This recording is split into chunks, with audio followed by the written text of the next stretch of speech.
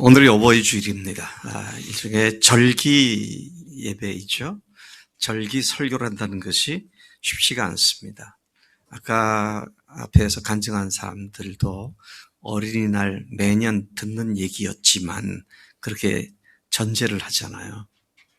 그렇지만 또 그 해에 하나님께서 특별한 면들을 또 들춰주셔서 우리를 주님 앞에 바로 갈 수 있도록 인도하신 줄로 믿습니다. 어버이 주일도 그 중에 하나입니다. 그래서 제가 지난달부터 어버이 주일에 무슨 설교를 할까? 부모를 공경하라. 그 말씀도 여러 번 설교를 했는데, 그러다가 이번 주에 지난 한 주간 동안 우리가 룻기를 봤잖아요. 룻기를 일주일 동안 묵상하며 새벽 기도 말씀으로 하는 가운데 룻과 나오미와 룻, 그 다음에 나오미의 고향 베들레헴에 있는 영적 공동체와 룻, 이런 관계성 속에서 룻이 아주 자기가 자유롭게 그 집안에서 벗어나서 새 신랑을 맞아서 결혼할 수 있는 절호의 찬스를 맞았는데도 그걸 마다하고 끝까지 시어머니를 붙쫓은 그 효성. 자, 이런 것들이 이렇게 눈에 들어오면서 오늘 설교 말씀을 룻에서부터 준비를 하게 되었습니다.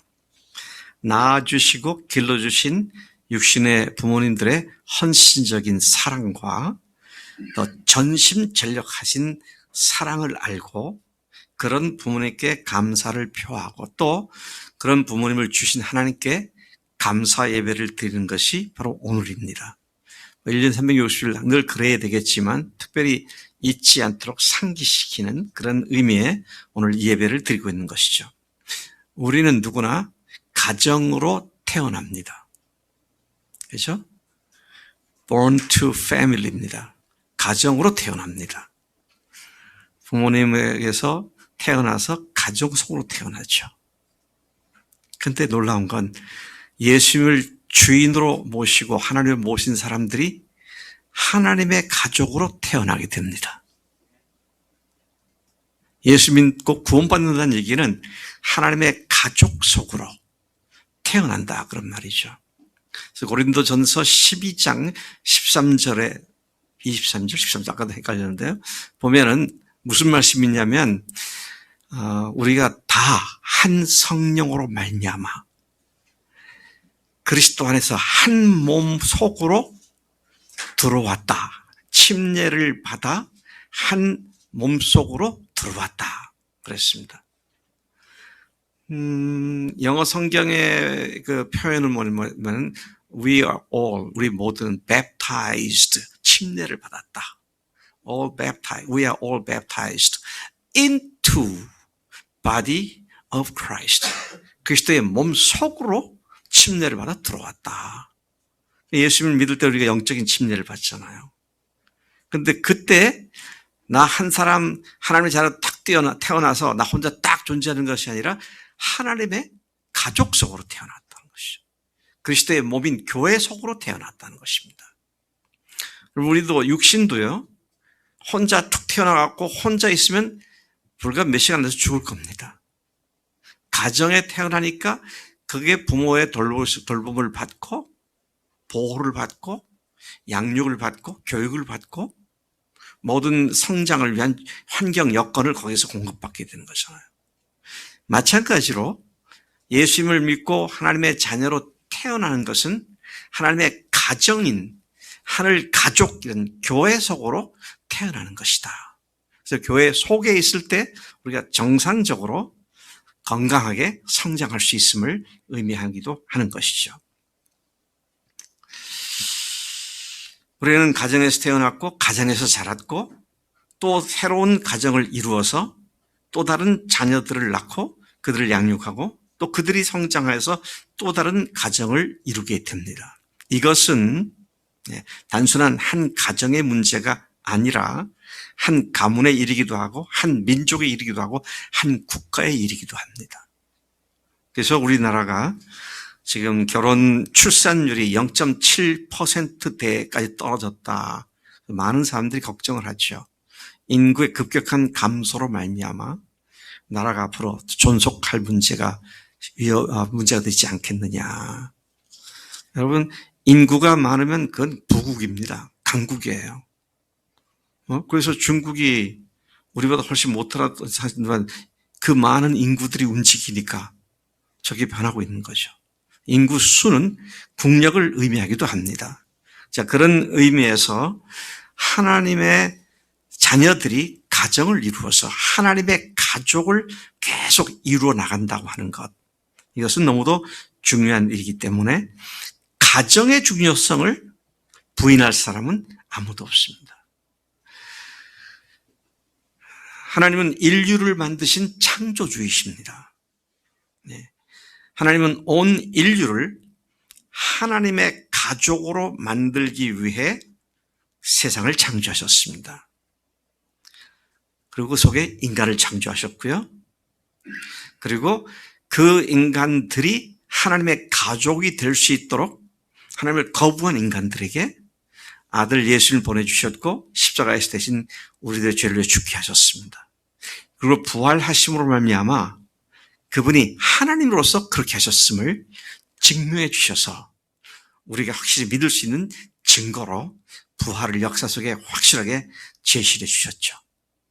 자, 그렇게 해서 자기가 주인 되려고 하는 그 죄가 해결된 사람들, 그리고 예수님을 주인으로 모신 사람들을 하나님께서는 하나님의 자녀로 다시 태어나게 해주셨습니다. 자, 그런데 여기 상당히 짚고 넘어갈 것은요, 육신의 가정이 있잖아요. 그게 실체일까요? 하늘 가족이 실체일까요?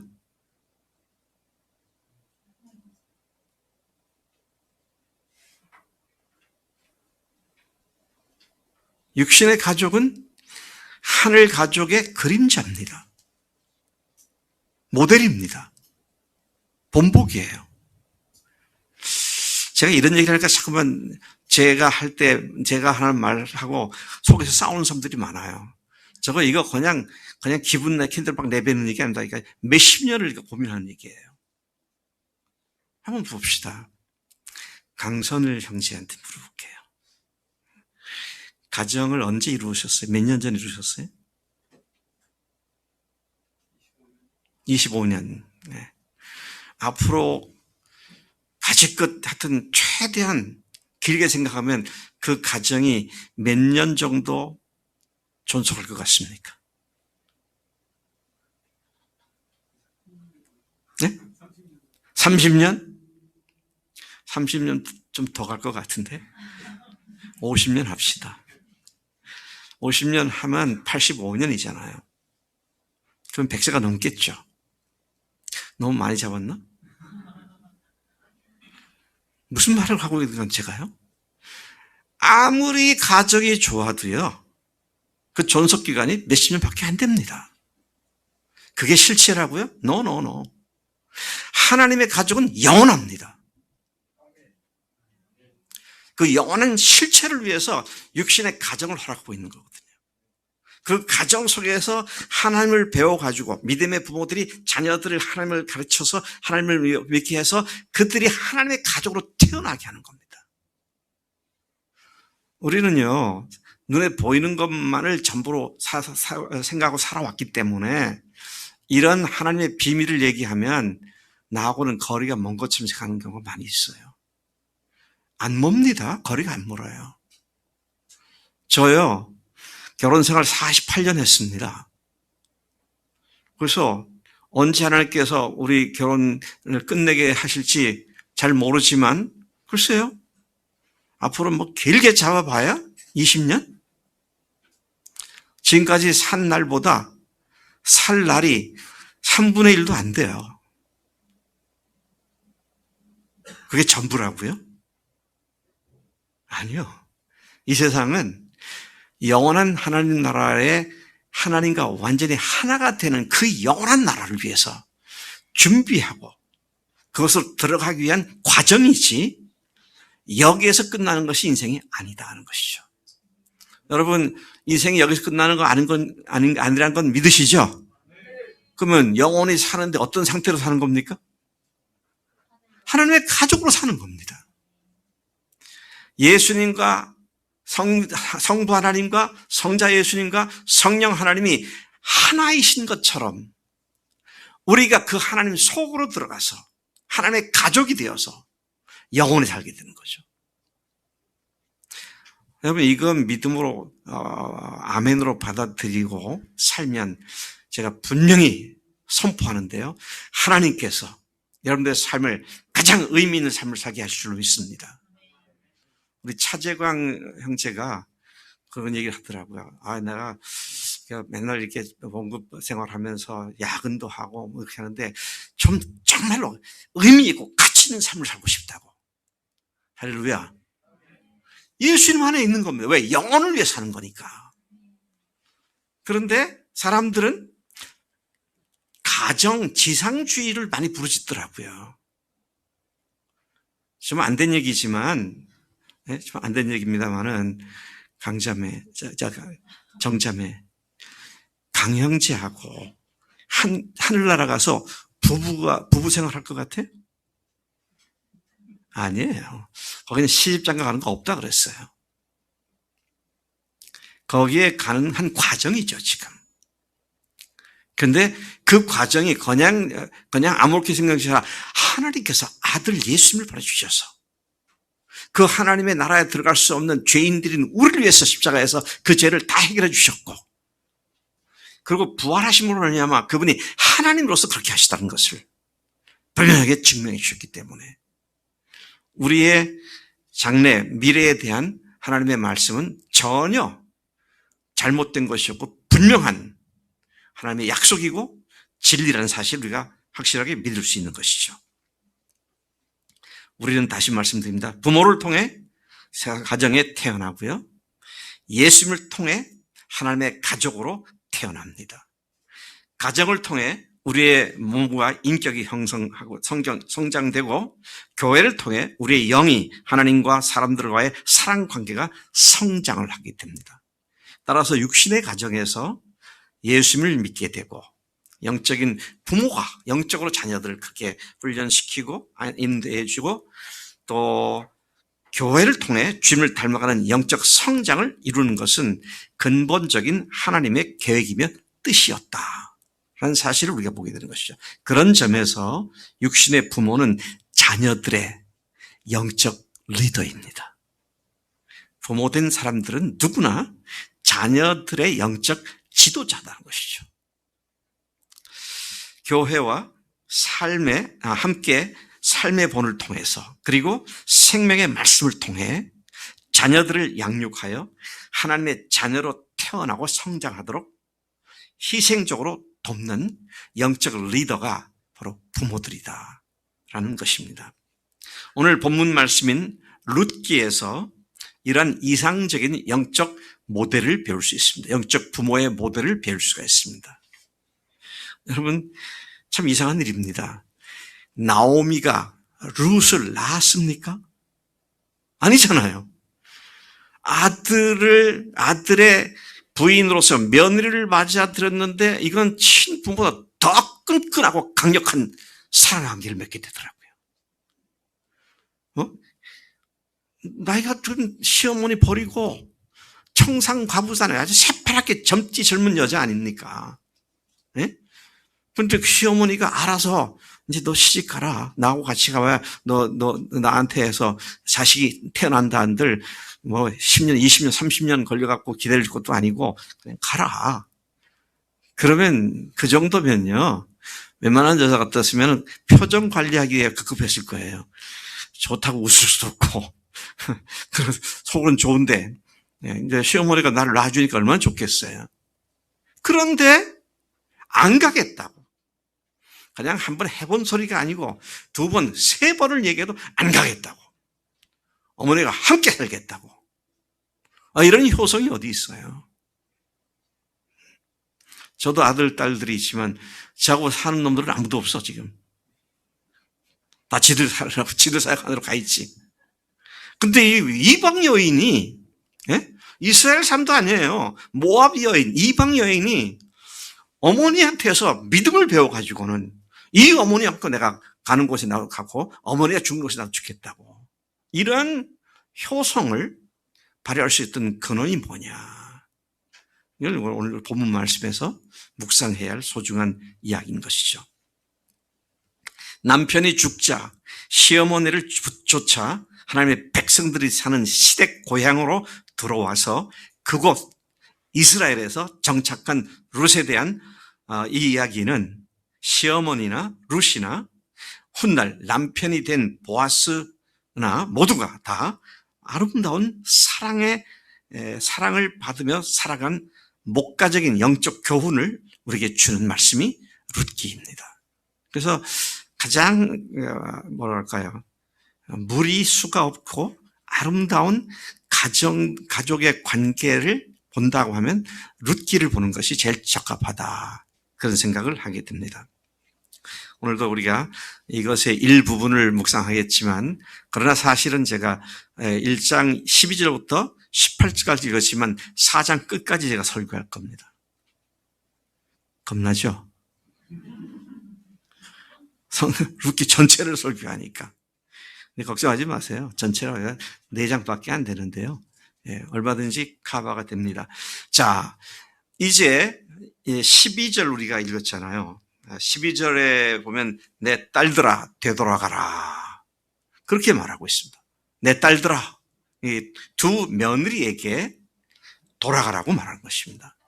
자, 이 이야기를 조금 더 뒤돌아가서 어떤 일로부터 시작됐냐면, 이스라엘의 베들레헴이라는 성읍에 한 가족이 극심한 흉년 때문에 모압 땅으로 이민을 갔습니다. 네. 여기서 못 살겠다, 죽겠구나. 그래가지고 살 길을 찾아 모압 땅으로 이민을 갔습니다.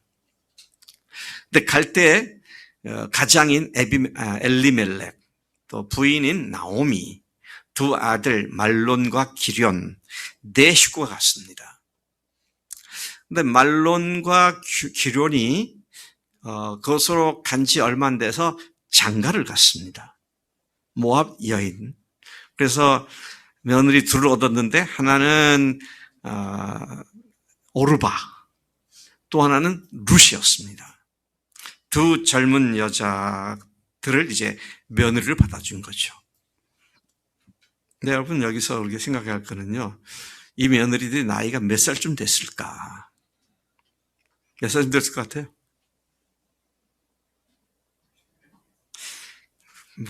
성경에 몇 살이라는 말은 없죠.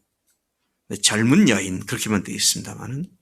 근데 고대 중동 지역에 결혼한 일반적인 연령이 15세 전후였습니다. 마리아도 아마 15, 16세, 예수님의 어머니 마리아도 그렇게 결혼한 것으로 제가 이해를 하고 있어요. 자, 그러면 이 두 며느리가 시집을 와서 아기가 있습니까, 없습니까? 아기가 아직 없어요. 그러니까 아주 새댁들입니다. 그런데 어찌된 일인지 하루아침인지 며칠 간격인지 모르지만 그 집에 남자 셋이 몽땅 죽어버렸습니다. 그러니까 생존의 위협을 받게 되었습니다. 고대 중동 지역에서 여자들만 살아갈 수 있는 방법이 없는 겁니다. 그건 불가능한 일이었습니다. 그래서 시어머니가 두 며느리들을, 남편을 잃은 두 며느리들을 데리고 자기 고향인 베들레헴으로 가야겠다. 그래서 떠날 준비를 하고 떠나는데, 가만 생각해 보니까 내가 얘네들을 데리고 가서 얘네들의 앞날을 내가 책임질 수가 없는데 안 되겠다. 그래서 두 사람을 불러다가, 얘들아, 지금 오늘 그 말을 한 겁니다. 내 딸들아 돌아가라. 근데 이건 두 번째 얘기고요. 첫 번째, 내가 이렇게 가려고 하는데 너희들은 너희들 살 길을 찾아라.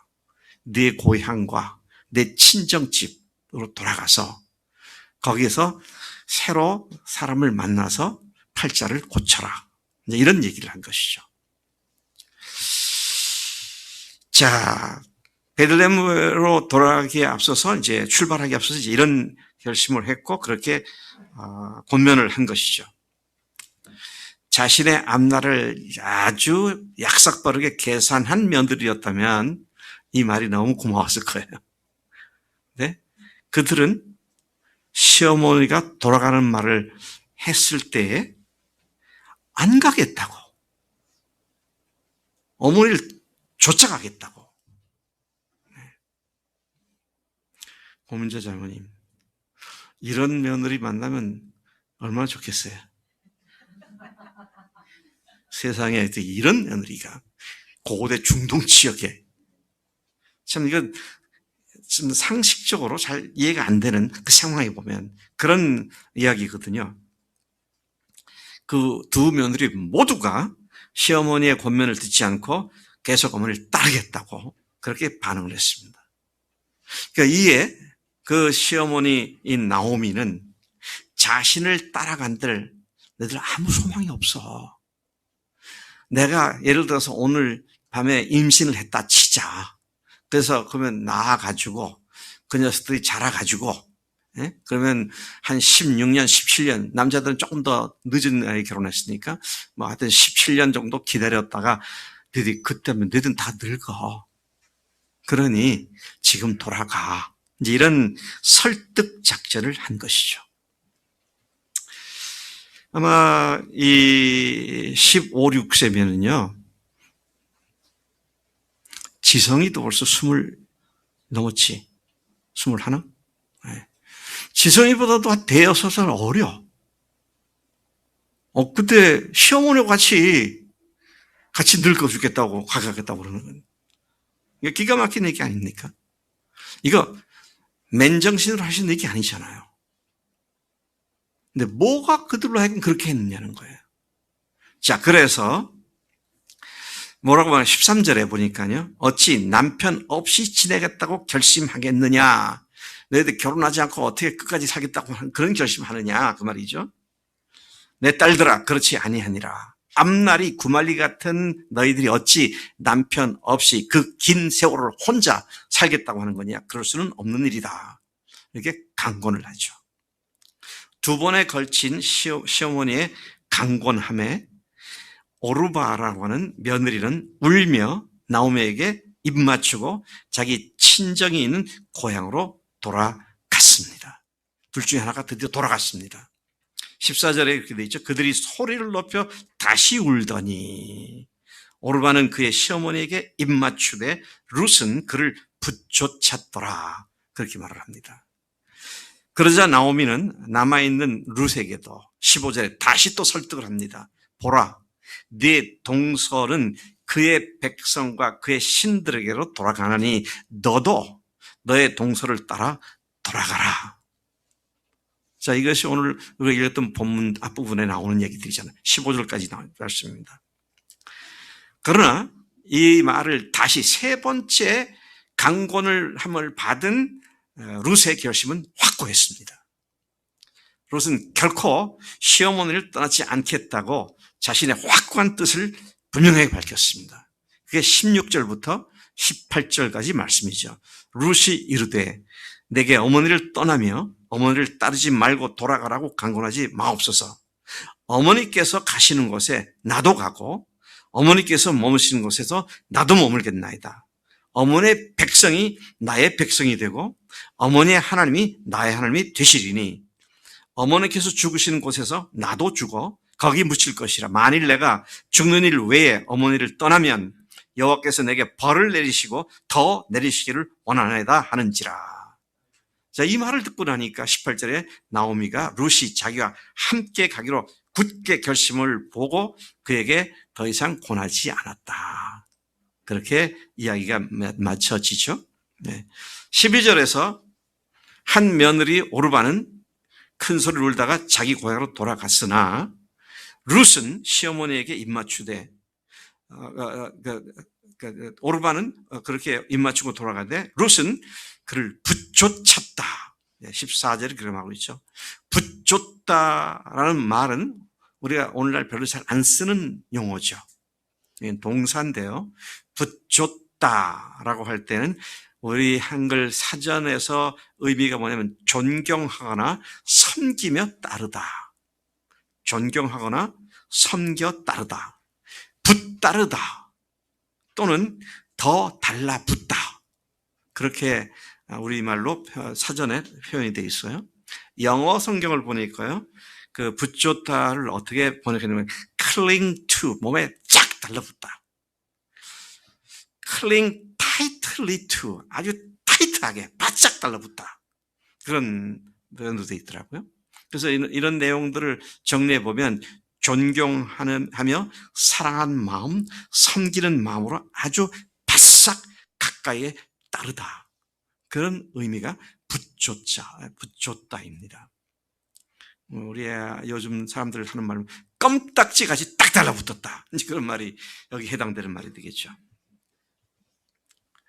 행여나 시어머니가 자기를 떨어뜨리고 혼자 가실까봐 바짝 붙어 따르는 모습을 어렵지 않게 연상할 수 있는 그런 장면이다 것입니다. 룻은 시어머니와 떨어지지 않고 시어머니와 함께 평생을 붙어 살 것을 확고하게 고백을 했습니다. 네. 우리는 주님을 붙잡아 사는 사람들입니다. 우리가 룻처럼 주님을 붙잡아야 돼요. 바짝 붙어서 말이죠. 멀찍이에서 따라다녔던, 잡혀가던 예수님을 멀찍이에서 따라갔던 베드로가 그날 3번 예수님 부인하잖아요. 멀찍이가 아니다. 바짝 따라붙어서 붙잡는 그런 삶이 우리의 삶이 돼야 한다. 그분과 영원한 운명을 같이 하는 자들로서 순간적인 계산으로 주님을 떠나가는 그런 것이 아니고요. 얄팍한 그런 수준에서 벗어나서 오직 예수, 오직 예수, 오직 예수만을 바짝 붙잡는 우리가 됨이 마땅한 줄로 믿습니다. 그것이 우리의 살 길이죠. 자, 왜 이 룻이 이렇게 시어머니에게 바짝 붙여 다녔는가? 자, 이것이 우리가 갖게 되는 의문입니다. 어떻게 이렇게 젊은 여자가, 그것도 시집 온 지 뭐 한 10년 지난 뒤도 아니고요. 애도 아직 안 난 상태에서 남편이 죽고 나니까 우리 고향 돌아가라 그러니까 아니라고, 안 가겠다고. 어머니 가신 곳 내가 가고 어머니 죽는 곳에 나도 죽고 내가 어머니랑 평생 같이 살 겁니다. 어떻게 이런 얘기를 할 수 있었을까? 퀴즈를 하나 내볼게요. 그가 이렇게 말할 수 있던 이유는 1번 시어머니의 고상하고 우아한 성품 때문에, 2번 시어머니의 그 놀라운 넓은 아량과 도량 때문에, 3번 시어머니의 유식함과 유능함 때문에, 4번 시어머니의 믿음 때문에. 오늘은 제가 4번에다가 정답을 숨겨뒀었습니다. 믿음 때문에 그래요. 믿음 때문에 그런 거예요. 네? 여러분, 이게 참 보면은요, 이 어머니가 가시는 곳, 어머니께서 머무시는 곳, 어머니가 장사되는 곳, 어머니의 백성이 내 백성, 어머니의 하나님이 내 하나님, 이런 말들은요, 모두가 뭘 얘기하는 겁니까? 하나님 앞에서 참 살아계신 하나님이 누구신지를 시어머니를 통해서, 시대를 통해서 배웠기 때문에 내가 이 세상에서 더 이상 잡신을 믿는 대로 돌아가지 않겠습니다. 그런 의미인 것입니다. 아니, 목사님, 그거 너무 조금 비약된 거 아닙니까? 아니에요. 성경이 그렇게 말하고 있습니다. 뭐라고 말하는데, 15절에 보라, 내 동서는 그의 백성과 그 다음에 그의 신들에게로 돌아가나니 그랬습니다. 오르바는 단순히 친정으로 돌아간 것만이 아니라 그 친정과 그 족속들이 믿고 또 섬겼던 그모스 신이라고는 신에게로 다시 돌아간. 근데 이제 룻은 다시 옛 신으로 돌아갈 수 없다. 하나님을 안 이상 나는 영원하고 평생 하나님의 백성이 되어서 하나님과 살겠다고 하는 이 믿음의 결단이었던 것을 우리가 여기서 확인하게 된 것이죠. 여러분, 사실 이 모압 사람들은요, 참 지저분한 사람들이었습니다. 모압의 조상이 누구죠? 아브라함의 조카 롯입니다. 소돔과 고모라가 불과 유황으로 멸망을 당했을 때 롯의 아내가 도망가다가 뒤에서 뭐 어마어마한 소리가 나니 뒤돌아봤잖아요. 그 순간 소금기둥이 되었어요. 그러니 롯과 두 딸이 이제 그 모압 땅으로 가가지고 거기에 동굴에 살았잖아요. 근데 가만 두 딸들이 가만 보니까 아버지한테 이제 뭐 시집올 여자도 없어. 그러면 우리 아버지 대가 끊기겠구나. 그 두 자매가 의논을 했잖아요. 아버지를 술을 잔뜩 먹여가지고 네가 먼저 들어가서 아버지하고 동침하고 그 다음에 또 내가 들어가서 내가 또 아버지 동침하고 그래서 아버지 후손을 이어가자. 그러니까 모압 족속은 아예 근본이 근친상간으로 생겨난 후손들입니다. 그러니 그 나라가 얼마나 음란하고 무질서했는지 게다가 그들이 섬겼던 신이 아주 악명 높은 신이었습니다. 그모스라고 하는 신이었거든요. 그모스라는 신은 우상이죠. 우상 그 자체 밑에 불을 떼는 것이 있었습니다. 그리고 거기에다가 인신 희생제를 드린 겁니다. 자식을 그 신 앞에다가 불에다 올려놓아서 불로 제물을 만드는 그런 것이었어요. 그러니까 이제 그러고 도덕윤리적으로 뭐 형편없는 삶을 살았던 자기들의 친정을 돌아올 때 이 룻은 세상에 하나님을 믿는 사람들이 이렇구나. 그래서 어머니의 하나님이 내 하나님이라고. 어머니의 삶을 이렇게 만들어준 그 백성이, 그 공동체가 내 공동체라고. 어머니는 안 갑니다. 나는 어머니 같이 끝까지 평생을 같이 살겠습니다. 이런 이야기를 하게 된 것을 보게 되죠. 그는 자신의 고향 사람들이 믿고 있던 잡신들과 나오미가 믿고 섬겼던 그 백성들이 믿고 있는 하나님과는 근본적으로 차원이 다른 그런 하나님 것을 그가 분명히 알았던 것이죠.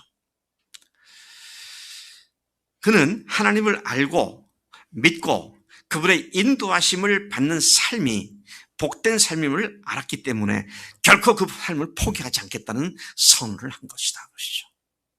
여러분, 우리가 예수님이 주님으로 모셨으면 이제는 그분이 내 삶을 온전히 주관하시고 인도하시죠. 하나님의 손에 붙잡혀진 인생이 얼마나 안전합니까? 얼마나 안전해요.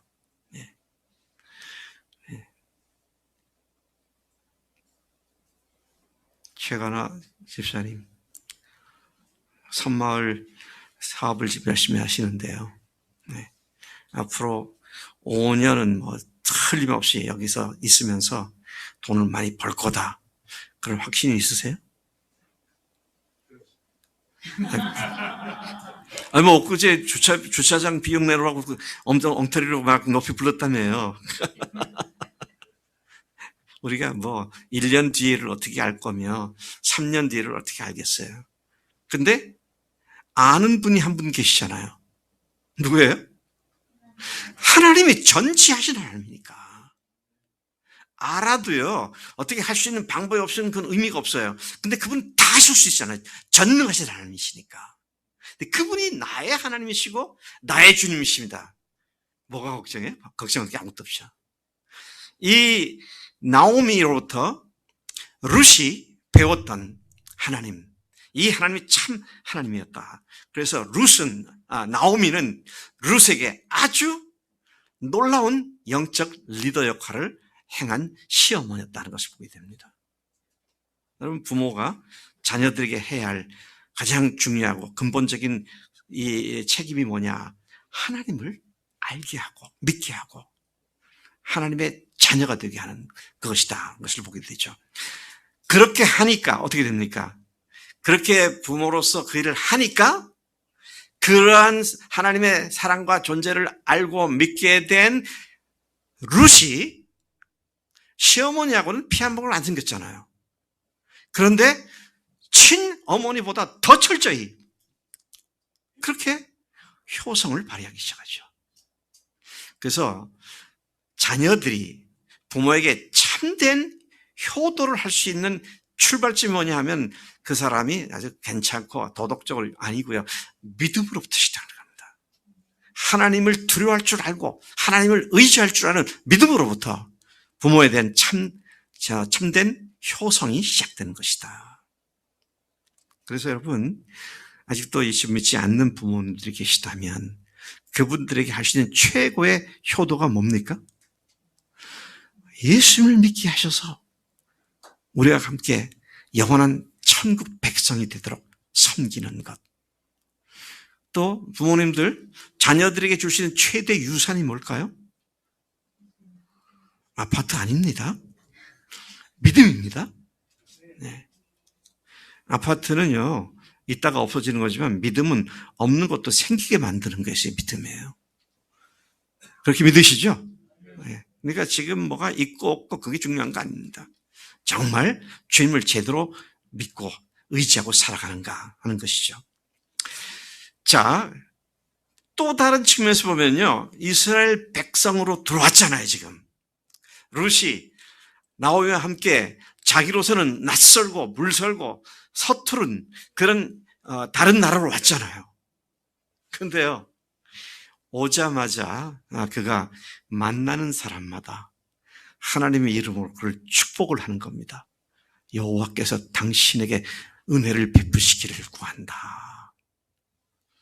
야, 이게 참 얼마나 아름다운 공동체입니까? 토양이 참 아름답고 아주 비옥한 영적 토양에 비옥한 그런 공동체인 것을 보게 됩니다. 보아스가 이제 룻과 결혼한 사람이잖아요. 근데 룻을 처음 만났을 때 뭐라고 말하냐면요, 룻에 대해서 하는 말입니다. 2장 12절에 나올 말씀인데, 여호와께서 내가 행한 일에 보답하시기를 원하며 이스라엘의 하나님 여호와께서 그의 날개 아래 보호를 받으러 온 네게 온전한 상 주시기를 원하노라. 와, 이 보아스가 알아보았습니다. 뭘 알아봤어요?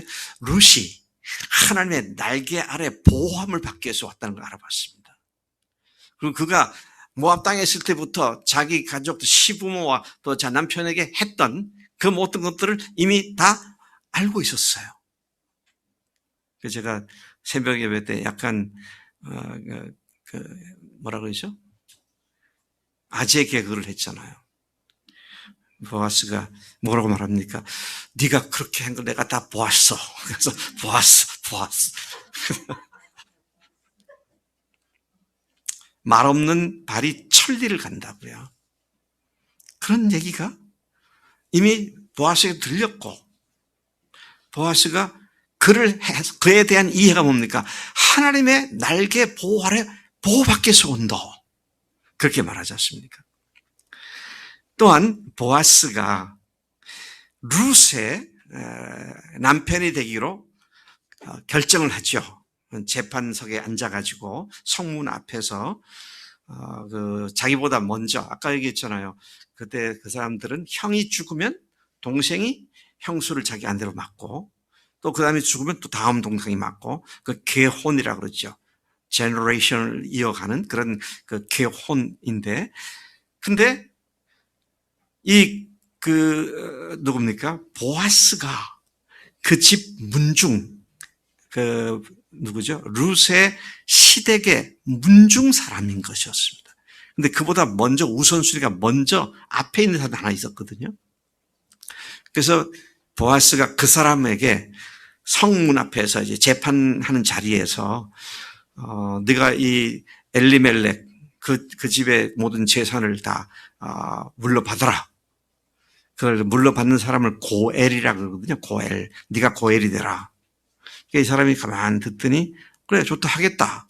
그랬다가 가만히 생각해 보니까 고엘이 되면 룻도 아내로 취해야 되는데, 룻이 아기를 낳게 되면 자기 재산이 안 되고 아기 재산 돼버리니까 내가 손해날 짓 왜 하냐? 그래서 안 하겠다. 그래서 네가 해라. 그래서 보아스한테 미룬 거죠.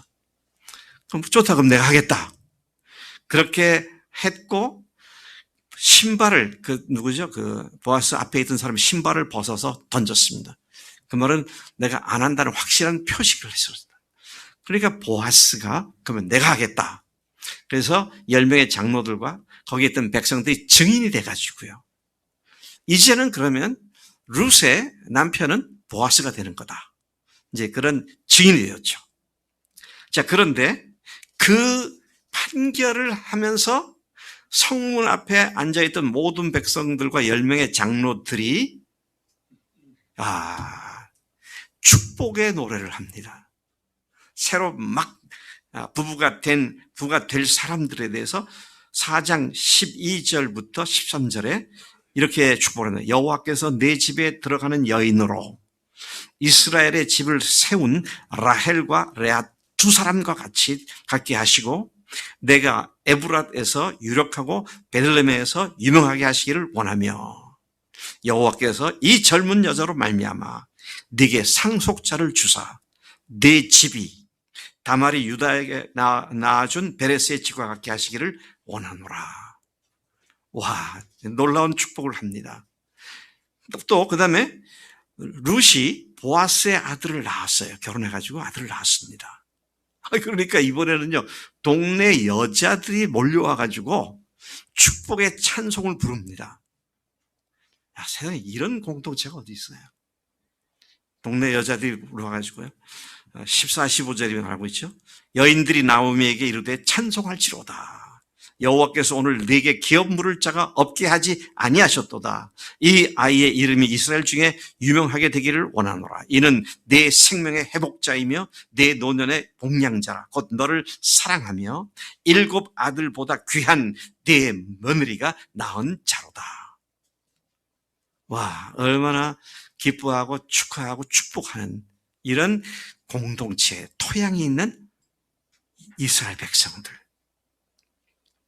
참 놀랍습니다. 네. 이 얼마나 놀라운 영적 공동체로서 하나님의 사람 나오미를 통해 이스라엘 공동체를 통해 하나님을 섬기고 이웃을 사랑하는 법을 배운 룻의 삶이 얼마나 복된 삶이 되었는가. 내 얘기는 거기서 끝나지 않았습니다. 룻이 복을 받았다로 끝난 게 아니에요. 그 영적 자연분이 풍성한 토양에서 룻이 뿌리를 내려가지고 4대 후손에서 다윗이 탄생을 합니다. 와, 참 놀라운 하나님의 역사를 보게 되죠. 우리 교회가 정말로 우리 교회를 붙잡는 사람들로 채워져서 5년, 10년 후에 온 세계를 충격을 주는 하나님의 위대한 종들이, 하나님의 위대한 사역자들이 생겨나게 되기를 소망합니다. 그 일은 주님을 사랑하는 사람들의 토양 속에서 가능한 것을 다시 한번 보게 되죠. 같이 기도하시겠습니다. 하나님 아버지 감사합니다. 오늘 룻의 이야기를 통하여 하나님 참으로 부모의 역할이 영적인 리더로서 역할인 것을 다시 일깨워주시니 감사합니다. 그런 부모의 사랑과 섬김을 통하여 하나님을 아버지로 모신 자녀들이 또한 그 부모님들을, 그 영적인 부모님들을 참으로 제대로 알고 하나님 어디를 가든지 끝까지 함께 붙잡는, 그래서 결국은 다윗이 그의 후손에서 나타나는 이 풍요로운 영적 토양이 되도록 우리를 부르신 줄로 믿습니다. 주님의 기쁜 교회가 그런 교회가 되게 하시고 우리가 다 그런 삶이 될수록 복 주시는 줄로 믿습니다. 감사하고 예수님의 이름으로 기도로 삼나이다. 아멘. 아멘.